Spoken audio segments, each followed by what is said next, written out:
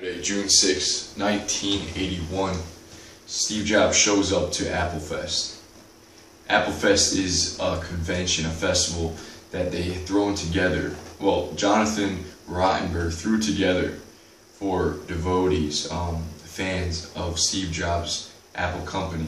Steve Jobs was 26 years old and he was already worth $250 million at this time.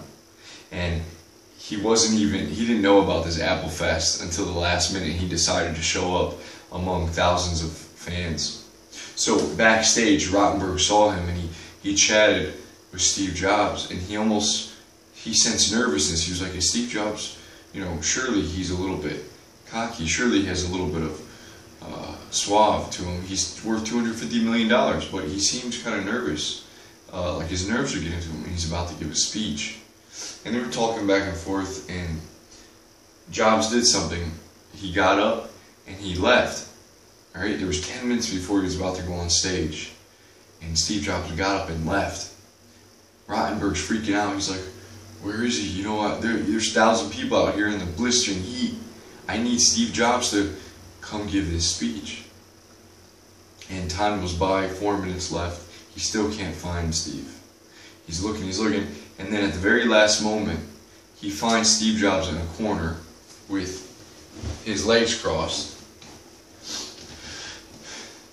With his legs crossed and his spine erect, good posture, and he's breathing. His eyes set on the floor, and he's breathing deep. And then Steve Jobs gets up slowly, and the curtains open, and he goes out to that stage, 1981, and gives a speech for Applefest. Steve Jobs, the young millionaire, the young entrepreneur, was practicing meditation. So this book, Mindful Work, I got it from the library, picked it up the other day.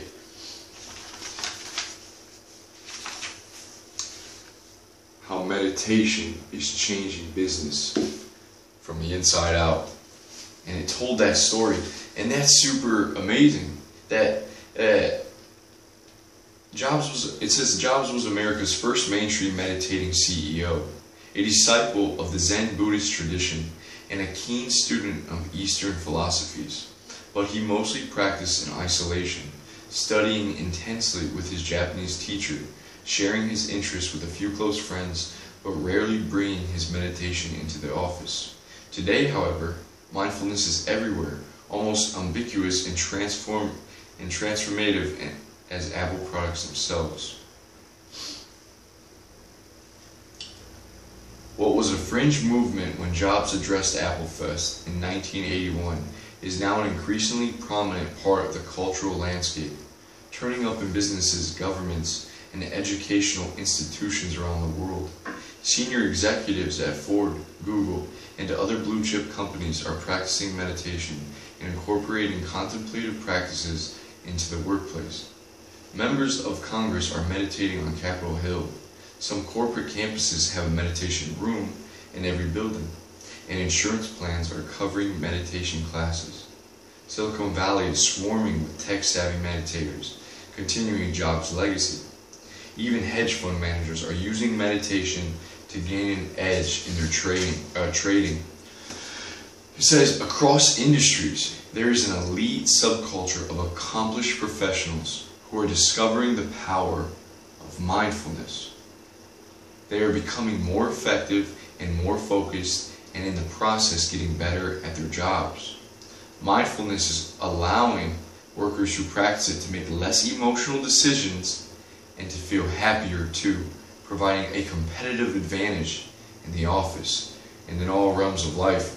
Man, look at the social proof here. People on Capitol Hill, in our government, most CEOs, Ford, Google, they're practicing mindfulness, right?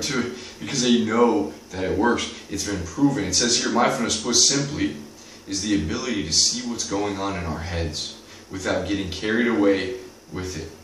It is the capacity to feel sensations, even painful ones, without letting them control us. Mindfulness means being aware of our experiences, observing them without judgment, and responding from a place of clarity and compassion rather than fear, insecurity, or greed. Let me put that into, that's truth, responding from a place of clarity and compassion. When I say truth, coming back to truth, that's what I mean. The ego is filled with fear, with insecurities, with greed, with hate, with lust. That's the ego. But compassion, clarity, love, that's the trueness that mindfulness helps bring us back to. Scientific research is making, I'll stop here, but in this last part, pay attention. Scientific research is making the benefits clear. Studies show that mindfulness strengthens our immune systems, bolsters our concentrative powers, and rewires our brains. Just as lifting weights at the gym makes our muscles grow stronger, so too does practicing mindfulness make our minds stronger. And the most tried and true method of cultivating mindfulness is through meditation.